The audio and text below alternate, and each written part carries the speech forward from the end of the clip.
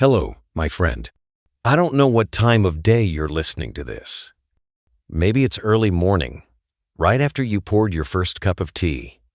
Or perhaps it's late at night, when the house has finally quieted down.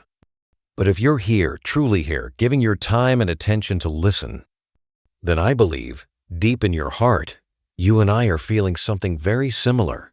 Time is moving so fast these days. I once heard a Dharma friend say, "Teacher, it feels like just yesterday I was rushing my kids off to school, and now they've got families of their own.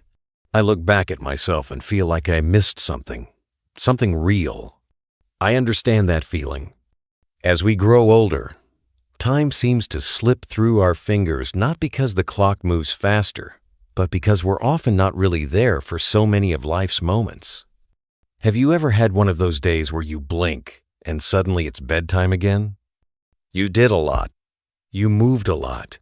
But at the end of the day, you can't quite remember what it felt like to truly live that day. We've gotten used to living like machines. From the moment we wake up until we finally shut down for the night, our minds are constantly running, thinking about others, worrying about work, planning things that haven't even happened yet. And in all that noise, what we lose is presence. In Buddhist teaching, there's a simple yet profound truth: mindfulness. To know clearly what is happening right now, in your body and in your mind. It's not some mysterious spiritual thing.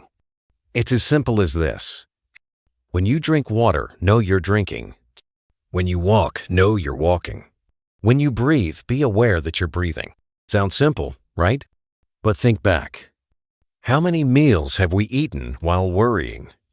How many conversations have we heard but not really listened to because our minds were elsewhere? The Buddha once said, "The past is gone. The future is not here. Dwell in the present moment. Because only in the present can you truly live." The past and the future, they only exist in our thoughts. I once sat in meditation with an elderly woman in her 72nd. She told me, "I don't remember much of what I did over the past 10 years. It all went by like wind. But this morning, I sat under the mango tree behind the temple. I watched the sunlight pass through the leaves. And for the first time in many years, I felt time slow down. That 1 minute felt like a whole season of life. I smiled because I knew when the mind is present, time stretches open. Science even backs this up. Our brain records meaningful moments. So when every day feels the same, filled with autopilot tasks, the brain stores almost nothing. That's why time feels like it's speeding by. But when you're truly present, when you hear the birds, taste your tea, see the light on the floor, those moments get etched into memory. You don't just live longer, you live deeper. I once shared this in a retreat for older students. It's not how long you live that matters. It's how present you are in the life you have. And one man quietly wept. He said, "I thought growing old meant I had lived fully, but now I realize I never slowed down enough to really see my own heart." I'm not saying you need to give up your responsibilities or run away to a mountain to meditate. No, not at all.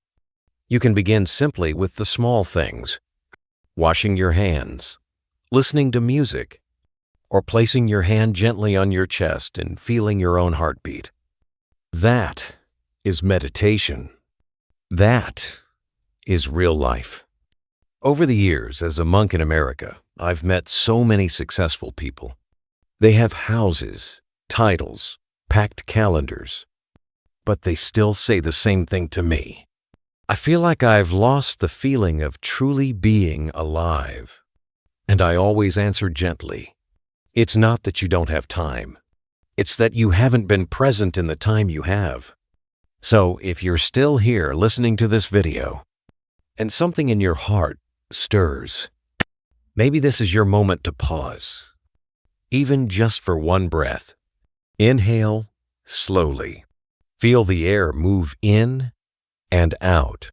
Notice your eyes, your ears, receiving these words through the screen, and softly say to yourself, I am here. I am alive. You don't need more time.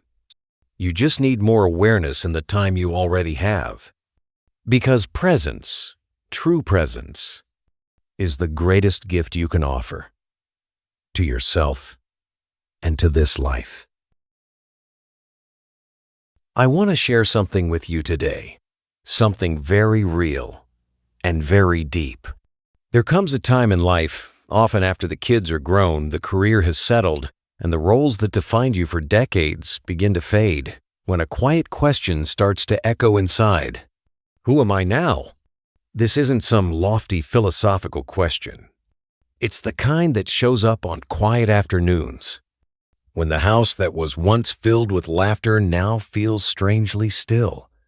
Or in that moment when you catch your own reflection in the mirror, those eyes of yours, a little softer, maybe a little tired, and you wonder, if I'm no longer the busy mom, or the husband who worked late into the night, then who am I now in this world? I've met many people at that crossroads. One man in his 60s once told me, Teacher, I worked as an engineer for over 35 years. Now that I'm retired, I feel like an empty shell. Without work, I don't know what to do with myself, or even who I am. I sat with him in silence, then gently asked, when no one is expecting anything from you anymore, what part of you still wants to be expressed? He went quiet for a long time. Then he said, I don't know, but I remember I used to love writing poetry when I was younger. Not to publish, just to express. And I smiled, because right then, he had touched something true. A part of his identity that wasn't tied to a title, a role, or a job, but to his own truth. You see, in Buddhist teachings, we don't measure a person by their career or status. The Buddha never called someone Dr. A or CEO B. He saw each being for who they really were, like a lotus in the process of blooming. Each one holding a unique seed of truth, not meant to prove anything, but simply to be fully lived. And that is Dharma, your personal path, your truest way of being. Dharma doesn't mean you have to be a monk. It doesn't mean giving Dharma talks to crowds. It could be an elder telling bedtime stories to their grandchild with full presence and love. It could be a woman finally choosing to stop pleasing everyone else and starting to care for her own soul. It could be a father, once stern and distant, now learning to sit quietly and really listen to his children, not to control, but to understand. I once knew a retired school teacher named Mary. She had spent over 40 years in the classroom, and when she retired, she said to me, no one calls me Miss Mary anymore. No students, no coworkers, no chalkboard. I felt empty. But one day, she invited a few older neighbors over to her porch every Friday evening. No agenda, no program, just tea, and if anyone felt like it, they'd share an old story.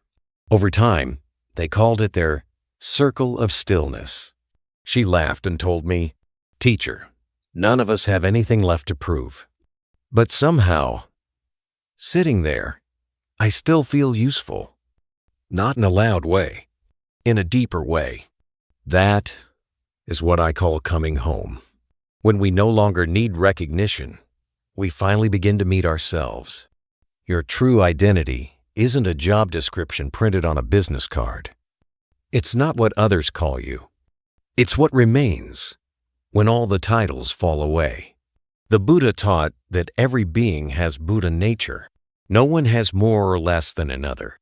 What gives a life meaning is not what you achieve for the world, but how honestly you live in alignment with your heart.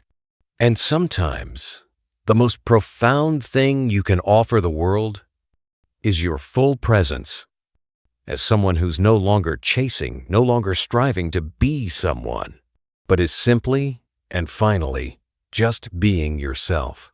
So if you're in a quiet season right now, between two phases, or in the space, after one chapter has ended but before the next has begun.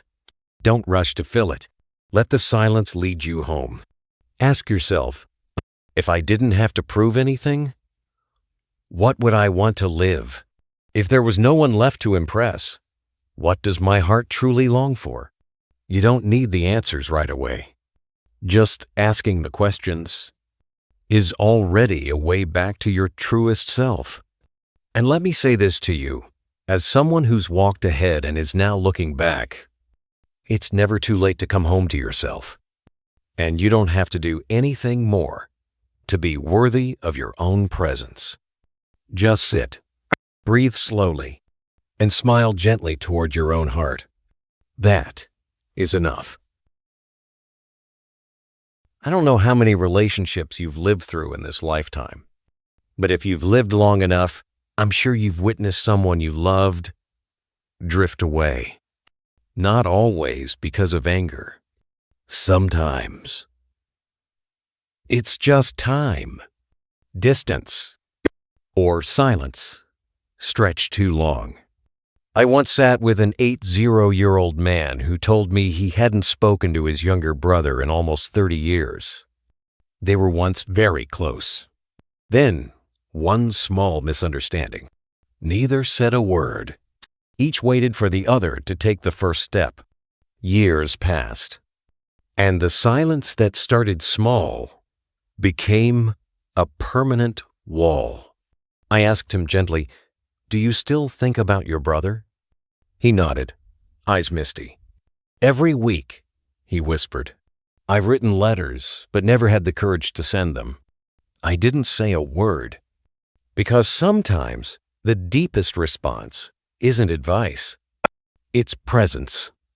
You see, some relationships don't end in fights. They fade, because neither person had the courage to say the first word.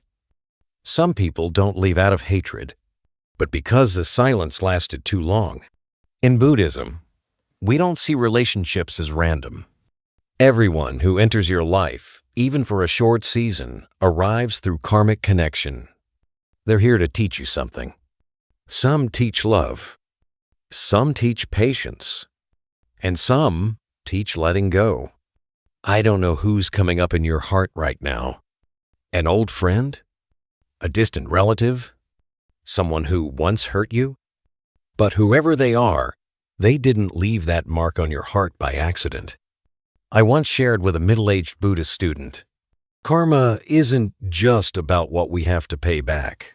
Sometimes karma comes in the form of people who help us realize it's time to forgive, to let go, or to come back to ourselves.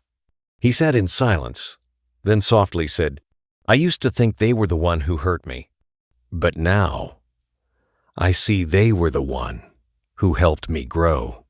In Buddhist teaching, relationships aren't here to serve our ego. They're part of our spiritual training, our path in real life. When you feel anger, it's a chance to practice patience. When you feel hurt, it's a chance to practice compassion. When you miss someone who's passed, it's a reminder to cherish the fragility of life. I once met a woman in her 70s. She sat through an entire evening chant at the temple without saying a word, just holding her hands together and crying. Afterward, she came to me and said, "I never got to apologize to my mother. She passed suddenly while I was still upset with her. I've carried this guilt for 12 years. I held her hand and said softly, I don't believe your mother ever needed a perfect apology. What she might have needed was to know that her daughter has grown from the pain. Because here's the truth. Forgiveness doesn't require the other person to be present. Love doesn't always need to be spoken aloud. When you return inward and release what's been heavy for so long, healing begins. Now, I'm not saying every relationship should be restored. Some doors, once closed, are better left closed. But that doesn't mean you have to carry the wound forever. There's a kind of forgiveness that isn't for them. It's for you so you can breathe again. So if someone is coming to mind right now, Maybe someone you lost touch with, someone you've grown distant from, or even just a glance you avoided. Maybe now is the time to come home to that moment. Not with a phone call, not with a big gesture, but maybe just a candle lit, a quiet prayer in your heart, or a letter just for you to write, even if you never send it. Write it honestly, write it from your truth, because in the space of the heart, every connection is still alive. You see, I'm not asking you to make it perfect. I just believe that even a small act of presence when it's real can open a door you thought was closed forever. And sometimes, the relationships we thought were broken are actually quiet teachers, showing us what Compassion Island, what Impermanence Island, and what it means to let go with gratitude. If this message touches something inside you, I invite you to share a name in the comments below. Someone you miss, someone you love, someone you never got the chance to say, "I'm sorry" to. This is a safe space. We're not here to judge. We're here to learn how to return with a heart free of blame. And as always, you are welcome at Buddhism Seeds with all your stories, all your unfinished moments, and all the words that never got said. I'm here, and I'm listening. The older we get, the more our body speaks to us. Yet, strangely, the less we stop to truly listen. A sore back when we wake up. A pillow that no longer feels soft enough. A single step that once felt low now seems too high. A quiet sigh after simply walking around the house. Have you ever found yourself thinking like I once did? Maybe I'm just getting weaker? I understand that feeling. No one says it out loud, but aging often arrives with a silent sadness. When we can no longer do things as quickly as we once did. When our body doesn't quite cooperate the way it used to. But you know what I've come to realize through years of Buddhist practice? This body isn't falling apart. It's opening a new doorway for deeper spiritual practice. In Buddhist teaching, there's something called mindfulness of the body. It means observing, honoring, and caring for this body with full awareness. It's one of the 4 foundations of mindfulness. And it doesn't start with grand ideas. It starts right here, with this breath, this ache in your knee, this slow and deliberate step. I once led a retreat just for students over 60. On the first day, a woman named Grace came to me in tears. She said, "After my hip surgery, I don't feel like myself anymore. I used to walk every morning. I used to arrange flowers. I felt light. Now, even standing up hurts." I looked at her gently and asked, "If you can't walk as fast as before, can you walk slower and let every step be a thank you?" I didn't say it to comfort her. I said it because I've lived it. This body isn't a broken-down machine. It's an old friend, one that's carried us through storms and seasons, felt joy and sorrow, held pain our heart never had time to heal. And when aging comes, the body isn't betraying us. It's whispering, it's time to slow down and love more deeply. One thing I've learned from meditation: slowness isn't loss. Slowness is presence. You don't need to do yoga or walk 10,000 steps a day. You can begin with something much simpler. When you breathe, know that you are breathing. When you rub your aching feet at night, let that be an act of compassion. When you lie down and feel the tightness in your back, place your hand gently on your belly and say softly in your heart, "Thank you for still being here today." Did you know there's a study from UCLA showing that when we place a loving hand on our own body, like over the heart or across the shoulders, our brain releases oxytocin, the soothing hormone? It eases pain, calms anxiety. Even self-directed compassion can heal us. The Buddha never called the body a burden. He called it the raft, the vessel that carries us to the shore of awakening. And a raft, even if it's scratched or worn, deserves to be cared for and honored. I have a student. He used to be a marathon runner. As he aged, his knees gave out. The doctor told him to stop running. He was heartbroken. But months later, I saw him in the temple courtyard, walking alone very slowly, almost like moving meditation. I asked, "How are you doing?" He smiled and said, "I can't run anymore, Master. But now I hear the birds more clearly. I smell the flowers. I feel the ground under my feet. And I realize I may have never truly lived like this before." I truly believe no matter your age, your body can become a sacred temple if you're willing to pause and simply be there with it. You can start today. You don't need much. Just place your hand over your heart. Breathe softly, in silence. Listen to your body, not to fix it, but to understand it. Not to force it to feel young again, but to say, "I'm finally listening." And maybe that's what our body has needed all along. After so many years of carrying us, quietly and faithfully. There's something very small, and yet, every time I think about it, it moves me deeply. It's the feeling of being remembered by name, not someone shouting across a crowd, not public praise, not fame or applause, just someone walking into a room, meeting your eyes, smiling, and saying your name gently, warmly, as if your presence truly matters in this world.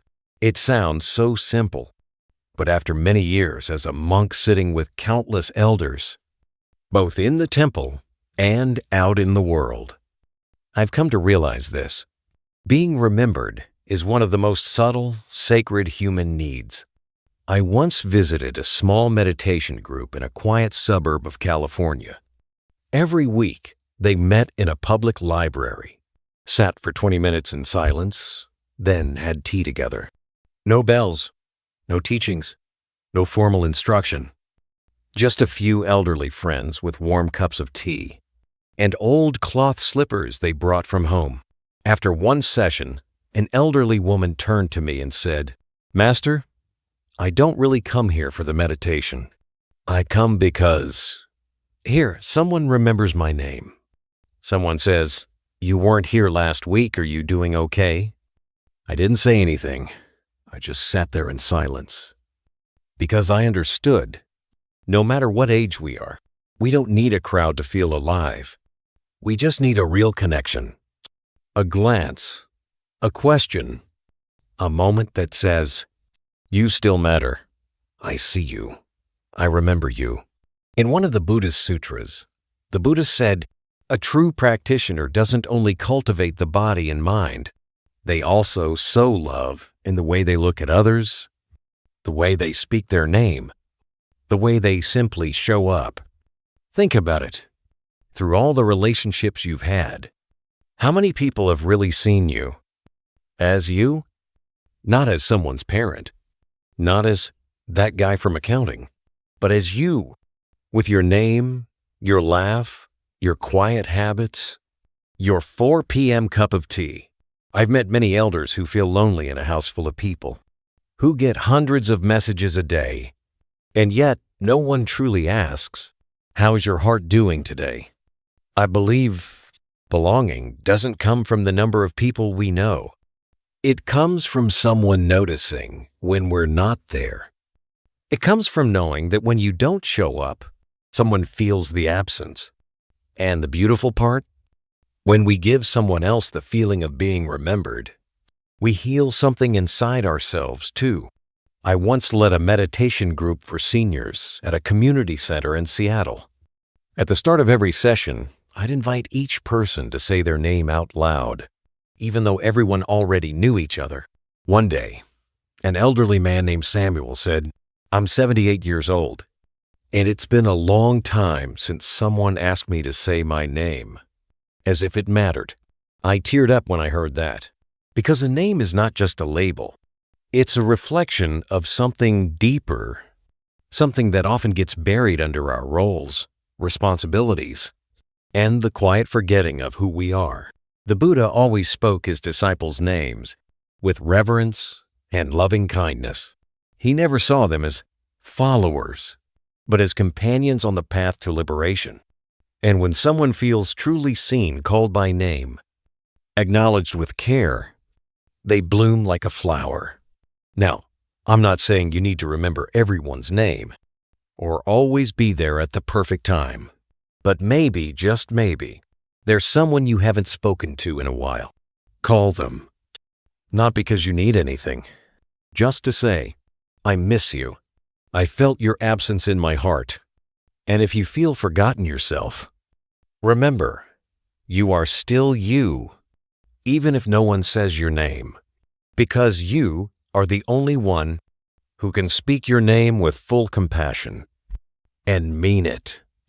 And if your parents are still alive, call them by their real names once in a while, not to be distant, but to remind them they are not just roles or caretakers. They are souls worthy of being remembered by name. There's something I want to say to you, something you may have forgotten, or maybe you've quietly told yourself it's no longer for you. It's this: you can still create. And no, you don't have to be young to do that. I'm not talking about painting to sell or writing a novel to publish. I'm talking about that quiet energy inside you, still alive, still pulsing, still longing to be expressed in some gentle, natural form. In Buddhism, creativity isn't about inventing something new. It's about letting what's already alive in your heart become visible with mindfulness, with presence. I remember a retreat in Oregon where I met a woman named Lenora. Her husband had recently passed away after more than 40 years together. She carried her grief quietly, never cried aloud, but her eyes always looked like a quiet room after the music stops. One morning, I found her in the backyard, sitting with a piece of cardboard in her lap. She'd painted a few soft, messy watercolor strokes. I asked gently, "What are you painting?" She smiled and said, "I'm not sure. I think I'm just letting my sadness go outside for a little while." And then she laughed just a little. I sat next to her and said, "Then you're already practicing meditation." Because you see, meditation isn't just sitting in silence. When you do something with full attention, without judgment, without pressure, that's creativity. And in Buddhist practice, creativity is a path back to wholeness, to letting go, to healing. I once met an elderly gentleman who made porridge every morning and arranged the vegetables in the bowl to look like flowers. No one asked him to do that. He simply said, "Mornings feel more beautiful when I care for the little things." That's creativity, not for show, not for praise, just to live more deeply in the moment. In my work with many older adults in the U.S., I've noticed something they all share. When people finally have time, they often feel lost. Because we've spent most of life working, helping others, meeting expectations. And when all of that falls away, we're left asking, so what do I have left? The answer is, you have yourself. Your heart softened by the years. Your hands tired but tender from caring for others. Your eyes filled with stories of joy and sorrow. And if you sit quietly long enough, you'll hear something inside you still wanting to live, maybe through a poem, a letter never sent, or a meal you cook just to nourish yourself. You don't have to be good. You just have to be honest with your feelings. One time, I led a writing meditation. Everyone was asked to complete the sentence, "I'm feeling." One woman wrote, "I'm feeling. I don't know what I'm feeling, but I feel lighter just writing this down." and she smiled. It was the first smile I'd seen from her in 3 days. I don't believe we need to wait for everything to be perfect to begin creating. In fact, creating is how we talk to the unfinished parts of ourselves. Sometimes, it starts with folding a towel beautifully, or placing a wildflower in an old jar, or writing a small sticky note for your bathroom mirror that says, "Today, I still have a heart that feels." The Buddha never banned art, music, or poetry. He only taught us to stay mindful, not to let the form distract us from the present moment. But if we create with mindfulness, that itself becomes meditation. I've seen elderly men and women quietly painting during silent hours. Their drawings weren't perfect. The colors didn't always stay inside the lines. But you could feel it, the heart exhaling. So if you've been feeling like your life has moved into a phase where nothing new is being made, I want to offer this truth gently and with full sincerity. Your spirit can still bloom. You don't need permission. You don't need a reason. All you need is the willingness to live with honesty. And if you're wondering, but where do I start? Try this. Sit for 5 minutes. Listen to your heart. And ask, if I could create one thing right now, not for anyone else, just for me, what would it be? Maybe it's playing that old song you haven't listened to in years. Or baking something you've been craving. Or telling a story your grandchild has never heard. Or writing a journal entry that begins with, "Today, I am still breathing, and that is a miracle." And if something inside you starts to stir again, I invite you to share in the comments below. What part of you still wants to be expressed? Or simply write, "I'm still here." I'll read it. I'll listen. And I'll smile because I'll know you're blooming again from the inside out. You know, I've met many people who've lived to 80, even 90 years old.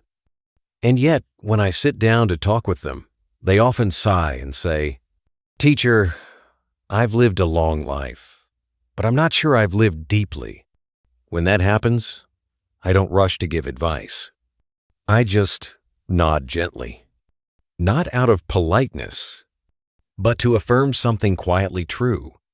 A long life doesn't always mean a deep life.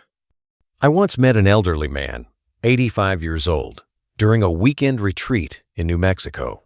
He told me he'd been through 2 marriages, 3 careers, traveled all across the U.S., and earned a lot of money.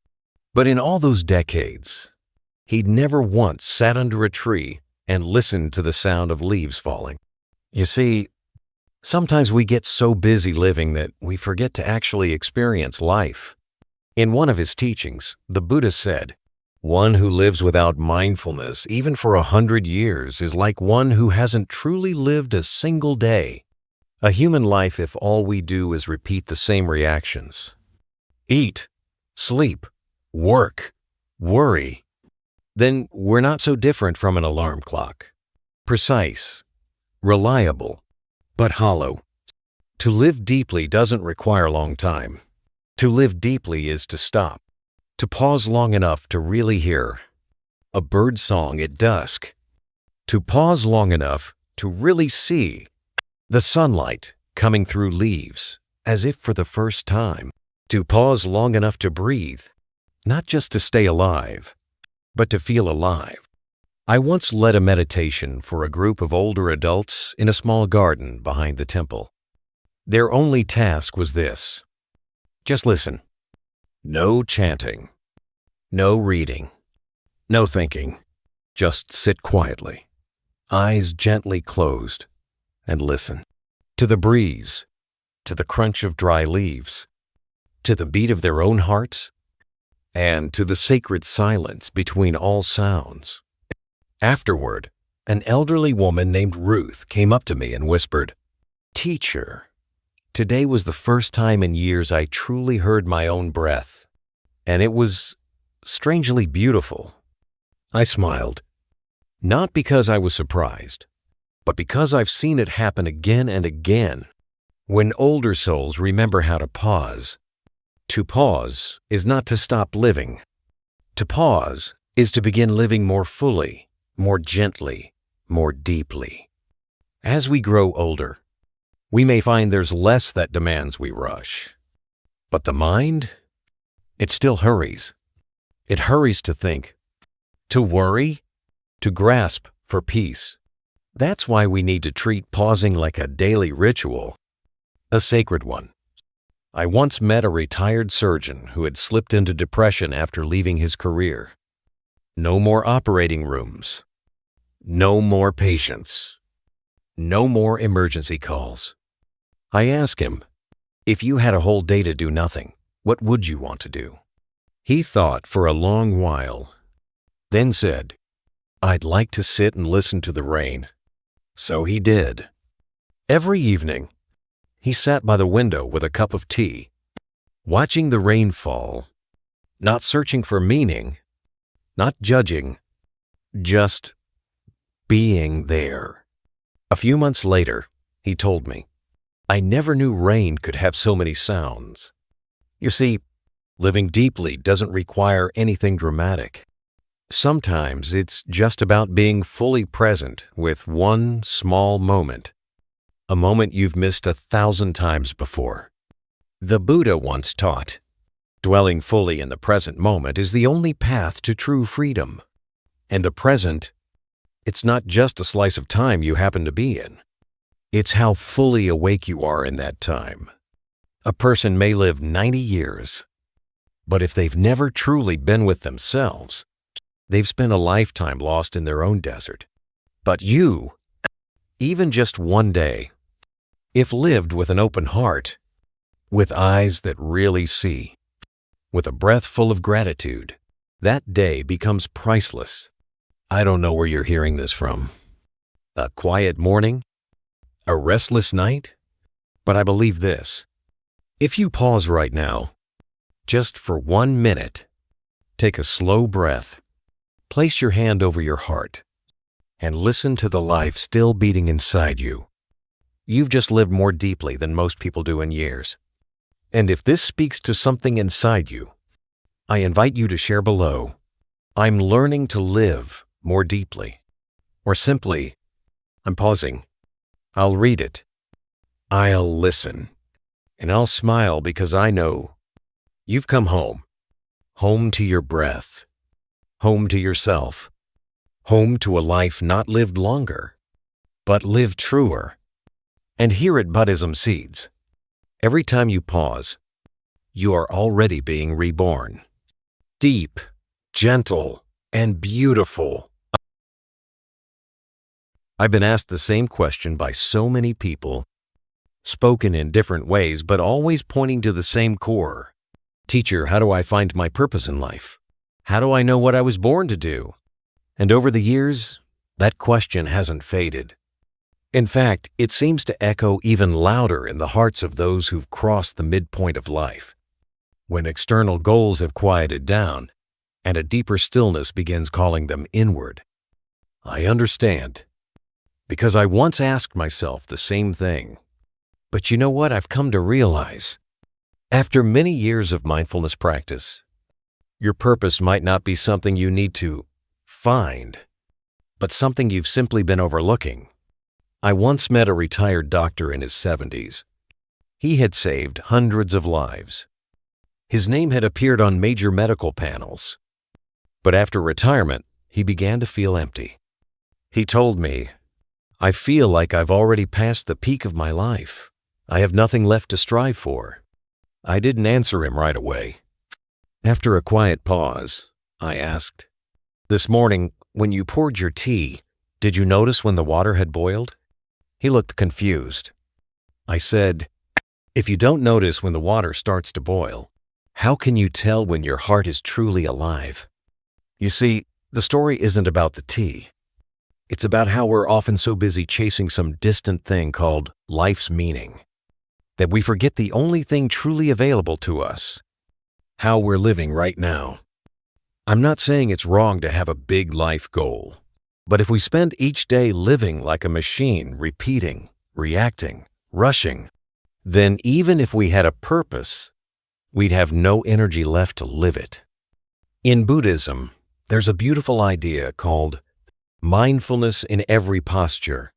It means walking, sitting, standing, lying down, eating, speaking, moving, can all become part of the path to awakening if we show up with the right heart. And that doesn't begin with some grand answer. It begins with the way we live. I once met an elderly woman named Eleanor. She lived alone after her husband passed. No children. No fancy job. She didn't meditate. She didn't chant. She barely knew any Buddhist teachings. But every morning, she opened her window and said to the morning light, "Today I'm still alive. Thank you." She cooked slowly. She remembered the names of the vendors at the local market. She planted white chrysanthemums in her backyard. She never spoke of life purpose. But when I visited her, I saw something not everyone who lives long possesses: peace in her heart and light in her eyes, because she was living in alignment with herself.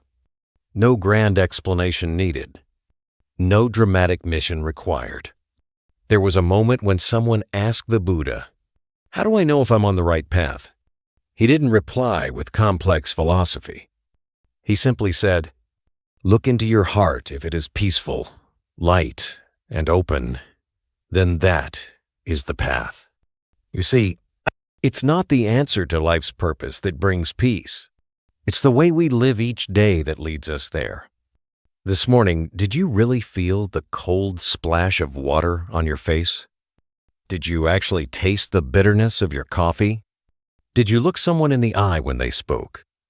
Did you truly listen? If so, then you've already lived meaningfully today, even without writing a grand life plan. Now, I don't deny that some people are born to lead, to innovate, to shift the world. But I believe there are just as many, perhaps more, who are born to quietly preserve kindness, to bring light into the world through small things. And if you're sitting there, still unsure about your great purpose, then I invite you to begin again with something small. Pour tea with full attention. Wipe the table gently. Light incense. Write a single line in your journal, not for praise, not to prove anything, just to be fully alive in this moment. Because sometimes the meaning of life doesn't come from finding it, but from stopping the search and beginning to truly live. I don't know how you experience time, but I believe that once we enter the second half of life, our relationship with time begins to shift. When we're younger, time often feels like a challenge, a race to beat, a resource that's always running out, something we're constantly chasing. But now, as the hair begins to gray and life slows its pace, we begin to see time not as the enemy. It's not here to take anything from us. Instead, time starts to feel more like an honest companion, quiet, reserved, but always reminding us of what truly matters and what may have just been a long-running habit. I once spoke with a man in his 62nd. He had worked over 30 years in finance. When he finally retired, he felt lost. Every morning, waking up with no fixed schedule, he felt a hollow space inside him. And he told me something I've never forgotten. "Teacher, I'm not afraid of dying.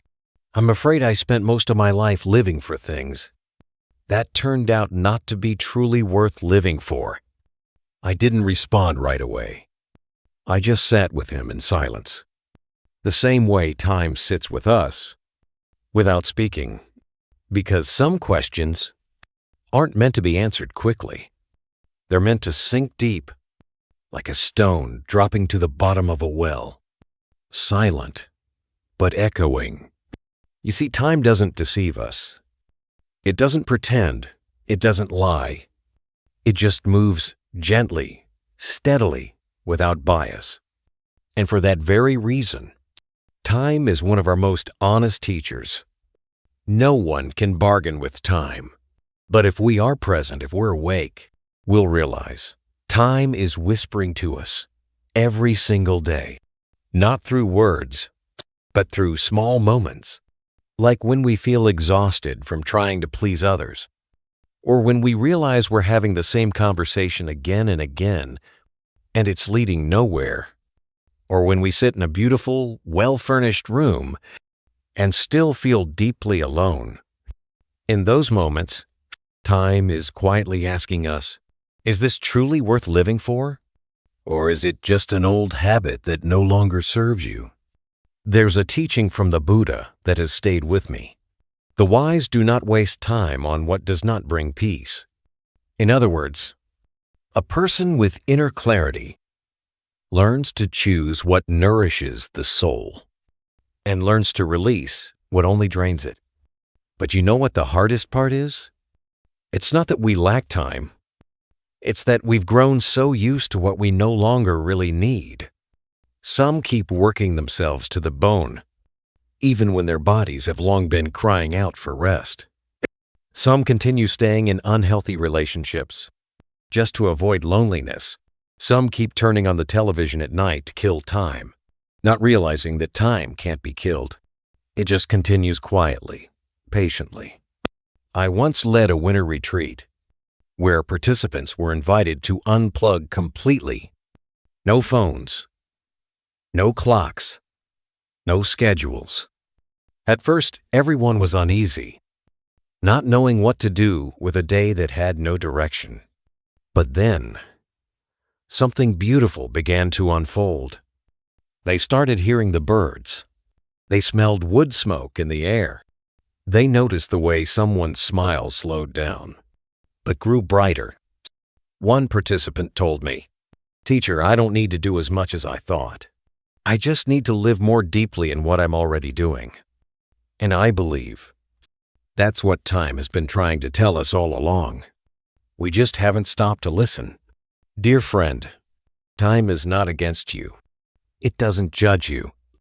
It simply holds up a mirror every day and asks quietly, is this the way you truly want to live? Is there something you keep saying you'll do when you have time, but never begin? Time doesn't need you to do anything grand. It just asks you to be a little more honest with yourself. Honest about what still makes you feel alive. And honest about what you've outgrown, but haven't yet let go of. I once asked a 7-8-year-old woman, if you had 10 more years to live, what would you do differently? She smiled and said, I don't know if I'd do anything different, but I know I'd be more present for all of it. You see, time doesn't pull us backward, nor does it push us forward. It simply whispers, this moment right now is the only one that's truly yours. And I, time, will walk with you if you're willing to live truthfully. And if you feel like you've missed something along the way, don't worry. Time isn't angry with you. It's just quietly inviting you to return. Right here, right now. I want to ask you something real. You don't have to answer right away. Just take a quiet moment to feel into it. Have you ever sat in the middle of a crowded party and suddenly felt empty inside? Have you ever been surrounded by family and still felt like no one really sees you? If so, you're not alone. I've met so many people between the ages of 40 and 80 who've told me, Teacher, I have a family, I have grandkids, I talk to people every day, but I still feel deeply lonely. And every time, I pause before responding. Because I understand, loneliness isn't the absence of others. It's the absence of yourself. We often think that having someone nearby or just someone to talk to will fix the emptiness. But sometimes, even when someone's sitting right next to us, we still feel cold inside. Because the issue isn't about who's around us. It's about the fact that we've been absent from ourselves for far too long. I once met an elderly woman living in a cozy home in Northern California. She had 3 successful children who called her regularly. But when I asked if she was happy, she looked down and said, "Teacher, I'm not sad because my children don't visit often. I'm sad because I don't even know what I feel anymore. I don't know what I need or what I care about." That moment made something clear to me. Sometimes, the deepest loneliness isn't about being unloved. It's about being disconnected from your own soul. When you spend your life trying to please others, when you're so busy you forget to ask yourself, "Am I tired today?" When you say yes to every invitation, but can't remember the last time you sat quietly with a cup of tea. The Buddha once said, "Your greatest enemy is not someone else. It's the mind left uncared for, misunderstood, and unfed." And I believe the greatest loneliness isn't that no one loves you. It's that you've stopped being there for yourself. You could be living with family every day, but if you can't feel your own emotions, if you've forgotten how to hold what's rising inside you, then no matter where you are, you'll still feel lost. I once asked a middle-aged man going through a post-divorce crisis, "Do you take even a few minutes each day just to sit with yourself?" He looked confused and said, "Why would I do that, teacher? I'm already exhausted from the silence." I smiled gently and replied, "Sitting in silence with sadness is not the same as sitting in silence with yourself. One is isolation. The other is returning home. And that return, that's the key. You don't need someone to rescue you from loneliness. You just need to begin staying with yourself, with kindness, with your breath, with a willingness to listen without judgment." One of my older students has a nightly ritual. Before going to bed, she places a hand over her heart and asks, "Is there anything in me today that no one noticed?" No one hears her, but she feels lighter each time because she knows at least one person is listening. Herself. Some nights, you don't need the television to fill the silence. You just need a candle, a quiet seat, and a simple question: where did I abandon myself today? And if you can answer that, you've already begun the journey back. You see, there's a kind of deep comfort that doesn't come from someone else's hug, but from the moment you stop blaming yourself, stop running from yourself, stop leaving yourself behind. Because once you return, you no longer need others to complete you. You realize the presence of others is a gift, but your own presence is the foundation. And when you're truly present, even sitting alone in a quiet room, you no longer feel lonely. You begin to feel the presence of someone who's always been there, waiting patiently for your return. Someone who never left. That someone is you. So if you find yourself in a hollow season of life, don't rush to fill the emptiness with more people, more work, or more noise. Begin with something simple. Be with yourself. No need to meditate the right way. No need to understand everything. Just breathe slowly. Place a hand on your heart and gently whisper to yourself, "I'm still here, and I'm not leaving myself behind anymore." I've lived long enough to hear many people sigh at the mention of getting old. Some say to me, with a quiet sadness in their voice, "Teacher, I feel like I'm fading a little more each day." Another says, "Everything's slowing down. I'm tired more often. I don't feel like the person I used to be." I understand. It's true. Our bodies change. Our health shifts. Our memory may not be as sharp as it once was. But if we only see aging through a biological lens, we'll miss something deeply meaningful. Because in the light of the Buddha's teachings, growing old isn't about fading, it's about harvesting the inner life. Each stage of life carries its own sacred gift. Youth is for planting seeds. We learn, we work, we dream, we experience. Midlife is for nurturing. We build families, careers, responsibilities. And old age is for quietly gathering the fruits of everything we've lived, to reflect, to let go, to refine the heart. I still remember an image from a fall retreat years ago. An elderly woman, walking slowly, her back slightly curved, but her eyes shone like a small lamp at dusk. During a group sharing, she said, "I used to work so hard to prove I was useful. Now, all I want is to sit still and be grateful." And in that moment, I knew she had entered the deepest form of mindfulness in her life. She didn't need to do more. She just needed to be fully present with what already island. Have you noticed, when we're young, life feels like a mountain climb. There's always something ahead we need to reach. But one day, we stop climbing and start looking around, and we realize how many landscapes this mountain has led us through. That moment of stillness and reflection, that's when we begin to live most deeply.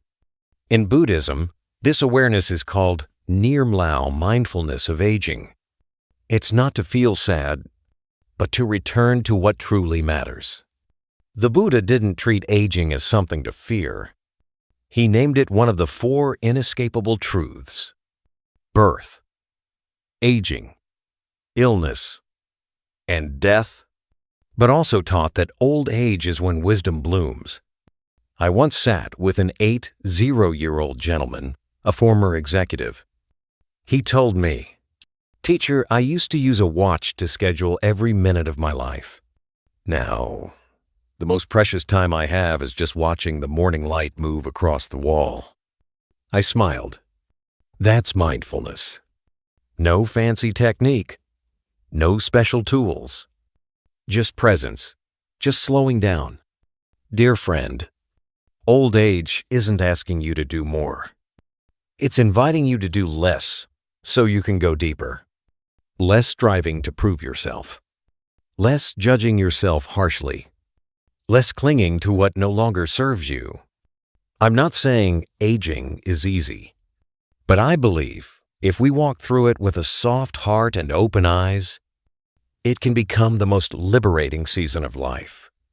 One of my older students, Helen, once said something I've never forgotten. "I used to live to do. Now, I live to be." That's it. No titles, no expectations, no comparisons, just being simple and sincere. You see, life isn't measured by how many years you live, but by how deeply you are present in those years. If youth is for seeking, then old age is for coming home, to live in what we've already found, with quietness, depth, and mindful light. The Buddha once said, "Aging is a truth, but peace is a choice." You can't avoid growing older, but you can choose how you walk through it. So if you're in this stage now, slowing down, feeling the shifts, returning to yourself, please don't think you're falling behind. You may be stepping right into the heart of life. No more rushing. No more chasing the spotlight.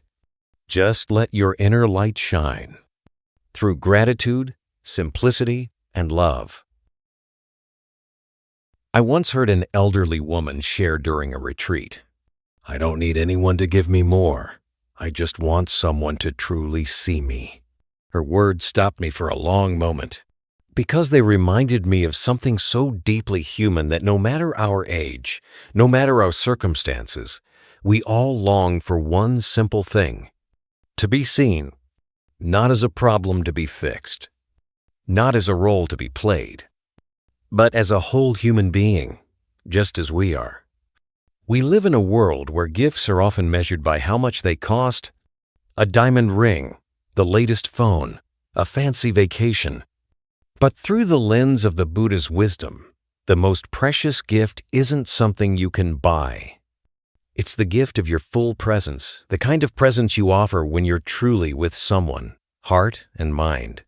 That's what we call mindfulness. It means that when you're with someone, you're really with them. Not just your body sitting there while your mind scrolls through tomorrow's to-do list. Not half listening while checking your phone, but stopping fully, listening with your heart, seeing them with eyes that do not judge, understanding them with the stillness of compassion. Someone once asked me, "Teacher, how can I help my loved ones suffer less?" I said, "You don't have to fix them. Just be with them mindfully." I remember visiting an elderly woman in a nursing home. She held my hand for a long time without saying a word. I just sat there, breathing gently with her. After a while, she looked at me and said, "You don't need to do anything, but I feel peace." That is the gift of presence. No grand gestures, no perfect words, just being there, fully there. Because people don't always need us to make them happy. They just need to know we see them, that we see their fatigue. We see their fears. We see the part of them that's aching, confused, or uncertain. And we don't rush to fix, explain, or judge. We simply hold space, like a mirror that reflects only kindness. The Buddha once said, "A wise person hears not only the words but also the silence." When you listen with your full presence, you don't just hear someone's voice. You hear the emotion underneath. You hear what hasn't been said. You hear the part of their soul that is looking for a home. And no amount of money can do that. A father once told me through tears, "I gave my son everything." But one day he said, "Dad, you've never really seen me."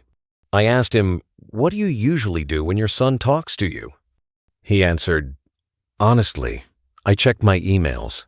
I give him advice. I explain what's right and wrong. And that's it."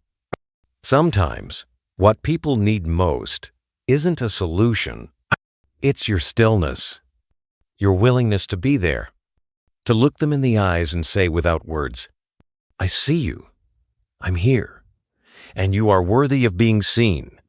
In the Satipatthana Sutta, the Buddha taught about mindfulness not only toward ourselves, but also toward the body, feelings, and mind of others. Which means our presence can become a healing space for someone else when we pause and offer it with love. So if you have a loved one who is hurting, don't rush to fix them. Start by sitting with them, breathing with them, letting go of judgment. Just be there. That alone is a gift no material thing can replace. The gift of saying, "I see you. I understand you. You are not alone." And if there's one thing you can do today to truly impact someone's life, it's not buying them something.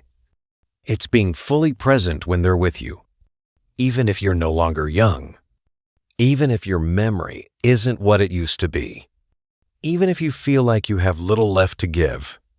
Your mindful presence is still a miracle. You don't have to be a therapist. You don't have to be wealthy. You just need to sit down, breathe deeply, and place your heart right there. And maybe, just maybe, they'll begin to heal, and so will you. I've met so many people throughout my life. Busy entrepreneurs, overwhelmed mothers, and even retirees just beginning to learn how to slow down. And eventually, almost all of them say the same thing to me. At some point in my journey, I realized I've spent my whole life doing it, but I never really learned how to be. We're taught how to do everything. How to work, how to make money, how to please others, how to build a meaningful life. But rarely are we taught how to simply become someone who carries gratitude in their heart, to become someone who can sit quietly beside another, saying nothing, yet holding deep compassion, to become someone who knows how to love without condition, without control, without needing anything in return. And the irony is, we often don't begin that journey of becoming until life stops giving us so many things to do. Have you noticed that? In our youth, we chase achievements. In midlife, we carry responsibilities. And it's not until later in life, when our calendars are lighter, the phone rings less, and social invitations slow down, that we finally sit down and face ourselves. No more job titles. No more rushing. Just the quiet question echoing inside. Who am I becoming? An older Buddhist student once shared with me, "Teacher, I no longer have a busy schedule like I used to. But strangely, I don't feel sad, because for the first time, I have time to truly sit and live." And I nodded, because I understood that's a gift many younger people don't have. Empty time isn't useless. It's a sacred space where the heart begins to bloom. When you're no longer pulled in 100 directions, you start to look inward. And in that silence, beautiful seeds begin to sprout. Once, during a Dharma talk at a small monastery, I told the story of an elderly lay practitioner who came to the temple every day. He didn't chant. He didn't volunteer.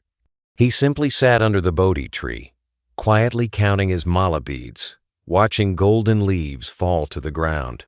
A younger person asked me, "Teacher, he's not reciting sutras or doing temple work.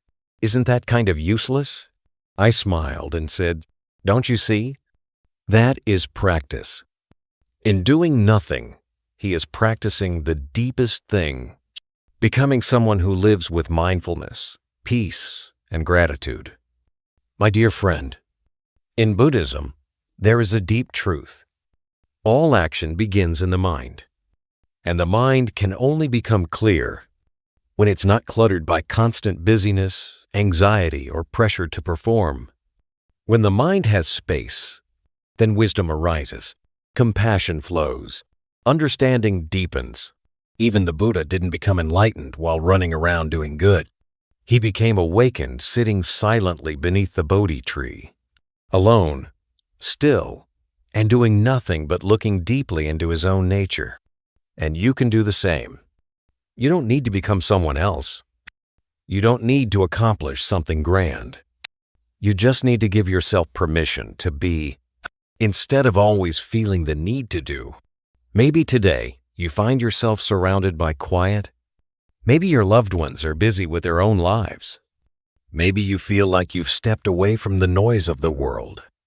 But in this very moment, you're being offered a sacred opportunity to become someone softer, someone grateful for the little things, like morning sunlight on your face, someone more compassionate because you've known suffering, too, someone who loves without clinging, without needing, because you understand now. We don't have much time left to hold things in our heart. You don't need to be busy to be useful. You don't need to prove anything.